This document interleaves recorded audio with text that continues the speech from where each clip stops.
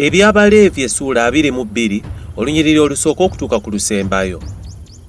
Mukama n'agamba Musa nti, Gamba Alooni ne batabani be bassengamu ekitiibwa ebintu ebitukuvu abaana ba Isiraeri bye bawaayo gyendi, balemenga okuvumaganyisa erinnya lyange ettukuvu, Nze Mukama. Bagambe nti buli muntu yenna ow'oku zzadde lyammwe lyonna mu mirembe gyammwe gyonna anaasembereranga ebintu ebitukuvu abaana ba Isiraeri bye bawaayo eri Mukama, nga si mulongoofu, anaaboolebwanga mu maaso gange, Nze Mukama. Buli muntu yenna ow'omu zzadde lya Alooni alwadde ebigengo oba enziku talyanga ku bintu ebitukuvu okutuusa ng'alongooseddwa.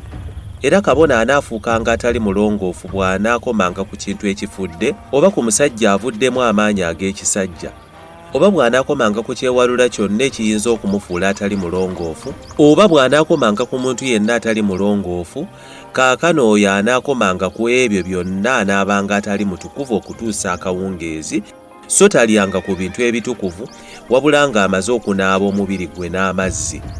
Awo enjuba ng'egudde anaabanga mulongoofu, oluvannyuma anaalyanga ku bintu ebitukuvu kubanga ebyo ye mmere ye. Ennyama y'ensolo efudde yokka oba etaaguddwa ensolo ey'omu nsiko tagiryangako okufuuka atali mulongoofu, Nze Mukama. Bakabona bonna banaakuumanga bye mbalagira balemenga okwonoona ne bafa olw'okubinyoomoola, Nze Mukama abatukuza. Atali wa lulyo lwa kabona atalyanga ku bitukuvu wadde omugenyi akyalidde kabona oba omukozi we gw'asasula empeera taabiryengako. Naye omuddu kabona gwaguze n'ensimbi ze n'abazaaliddwa mu nnyumba ye, bo banaalyanga ku mmere ye. Era muwala wa kabona bw'anaafumbirwanga omusajja atali mu lulyo lwa kabona talyanga ku kiweereddwayo ekisitulibwa ku bintu ebitukuvu. Naye muwala wa kabona bw'anaabanga nnamwandu oba eyagobebwa era nga talina mwana era ng'akomyewo mu nnyumba ya kitaawe, nga bwe yali mu buto, anaalyanga ku mmere ya kitaawe, naye atali mu lulyo lwa kabona taagiryengako.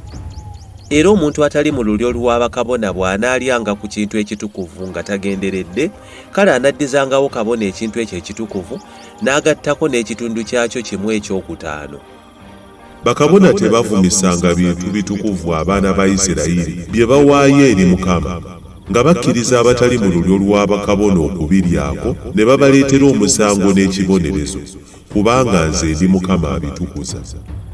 Mukama n'agamba Musa nti, Yogera n'Alooni ne batabani be n'abaana ba Isiraeri, obagambe nti buli Muyisirayiri yenna oba munnaggwanga ali mu Isiraeri anaawangayo ekitone kye eky'obweyamo oba ekyo kyawaayo nga yeegayirira okuba ekiweereddwayo ekyokebwa eri Mukama, anaawangayo ente ennume oba endiga oba mbuzi eteriiko bulema alyoke akkirizibwe.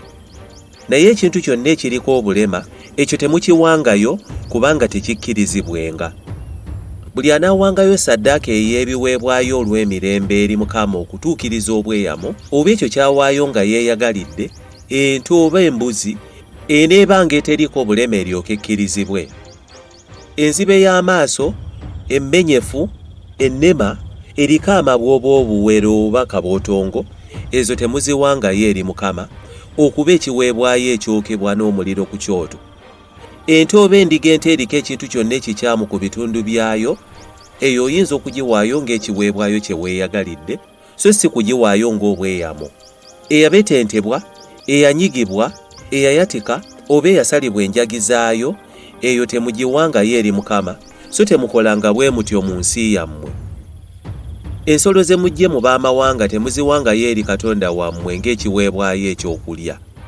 Ezo zibalibwanga eziriko obulema era tezikkirizibwenga. Mukama n'agamba Musa nti, ente oba ndiga oba mbuzi bw'eneezaalibwanga eneemalanga ennaku 7 ng'eyonka nnyina waayo. Awo okuva ku lunaku olw'omunaana n'okweyongera ye nekkirizibwanga okuba ekitone ekiweebwayo ekyokebwa n'omuliro eri Mukama. Temuttanga ente oba endiga n'omwana gwayo byombi ku lunaku olumu. Era bwe munaawangayo ssaddaaka ey'okwebaza eri Mukama, munaagiwangayo nga mugoberera amateeka mulyoke mukkirizibwe. eneeriibwanga ku lunaku olwo, temugirekangawo okutuusa enkya. Nze Mukama.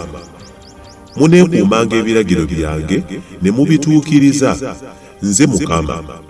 So temuvumaganyanga linnya lyange ettukuvu, naye njagala okutukuzibwanga mu baana ba Isiraeri bonna. Nze Mukama abatukuza, eyabaggya mu nsi y'e Misiri okuba Katonda wammwe. Nze Mukama.